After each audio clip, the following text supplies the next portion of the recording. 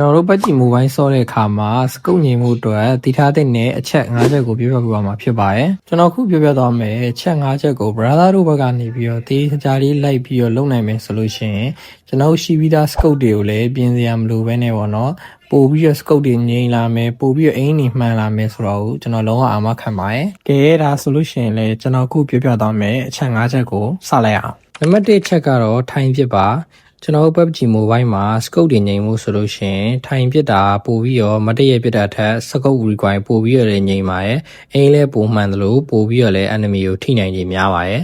ဒါကြောင့်မို့လို့မတည့်ရမပစ်ဘဲနဲ့ထိုင်ပြီးတော့ပစ်ကြည့်ပါဒုတိယချက်အနေနဲ့ကတော့ကျွန်တော်တို့ထိုင်ပြီးခေါင်းဆောင်ပစ်တာခုနကလိုမျိုးထိုင်ပစ်တာထက်ပေါ့နော်အိမ်အနေငယ်ပို့ပြီးတော့ငြိမ်စေပါရဲ့တတိယချက်အနေနဲ့ကတော့ AB ပစ်တာပဲဖြစ်ပါရဲ့AB ပြစ်တာကျွန်တော် require နေထဲမှာအငြိမ်ဆုံးဖြစ်ပြီးရော require နဲ့အိမ်အမှန်ဆုံးပေါ့နော်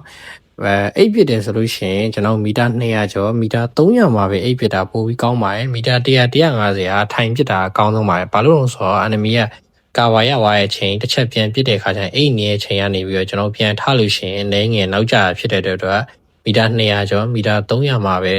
အိပ်ပြီးရပြစ်ဖို့ကျွန်တော် recommend ပေးပါရယ်နံပါတ်၄ချက်အနေနဲ့ကတော့ကျွန်တော်ကြည်ကိုအကုန်ပြစ်တာမဟုတ်ဘဲနဲ့ကျွန်တော်ကြည်ကိုနည်းနည်းချင်းပြစ်တာပို့ပြီးတော့အိမ်လဲမှန်တယ်လို့ enemy ကိုထိနိုင်ကြီးလဲပို့ပြီးများပါရယ်ပြီးတော့ပြစ်ရလဲပို့လွယ်တဲ့အတွက်ကျွန်တော်တို့ပေါ့နော် enemy ကိုမြန် knock out လုပ်နိုင်ပါရယ်နံပါတ်၅ချက်ကတော့ grid တွေဖြစ်ပါရယ်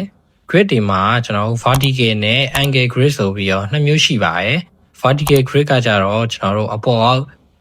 require ခုံတာကိုတက်တာသေးပြီးတော့ angle grid ကတော့ကျွန်တော်တို့ဘေးပင်ညာခုံတာကိုတက်တာစေပါတယ်။ဒါကြောင့်မို့လို့ကျွန်တော်တို့ grid ရွေးတာကလည်း require ပုံငြိမ်မှုများပါတယ်။ vertical ကြိုက်တဲ့လူကလည်း vertical angle grid ကြိုက်တဲ့လူကလည်း angle grid ကိုတက်ပြီးတော့ကျွန်တော်တို့ training ground မှာပဲဖြစ်ဖြစ် train ပြီးရောစမ်းပစ်ကြည့်တင်ပါတယ်။ကျန်တဲ့ grid တွေလည်းရှိသေးရဆိုပေမဲ့ကျွန်တော်တို့ long range mid range တွေမှာအများဆုံးသုံးတဲ့ဒီ grid နှစ်ခုပဲအဓိကထားပြီးတော့ပြပြရခြင်းဖြစ်ပါတယ်။ကျွန်တော်အခုပြပြသွားတဲ့ဒီချက်၅ချက်ကို brother တို့ဘက်ကနေတေချာလေးလိုက်လုပ်မယ်ဆိုလို့ရှိရင် require လေးတွေပို့ပြီးတော့ငြိမ်ပြီးတော့အိမ်နဲ့မှန်ပြီးပြရလဲပို့ပြီးကောင်းလာမယ်ဆိုတော့ကျွန်တော်လုံးဝယုံကြည်ပါတယ်။နောက်ထပ်သတင်းကောင်းတစ်ခုအနေနဲ့ကျွန်တော်ရဲ့ဒီ Telegram channel လေးမှာပေါ့နော် giveaway ပေးဖို့ရှိပါတယ်။ giveaway လေးကဘာလဲဆိုတော့ကျွန်တော် prime pass ပေါ့နော်ရိုးရိုးပါ prime pass 3ခုကိုကျွန်တော်ကန်ဆယ်မဲဖောက်ပြီးသွားမှာဖြစ်ပါတယ် subscriber 50ပြည့်ပေါ့နော်တခါတည်းကျွန်တော်ရဲ့ YouTube channel လေးလည်း subscriber 1k ပြည့်တော့မှာမလို့ subscribe လေးတွေ like တွေ follow လေးတွေလုပ်ခဲ့ပေးကြပါအောင်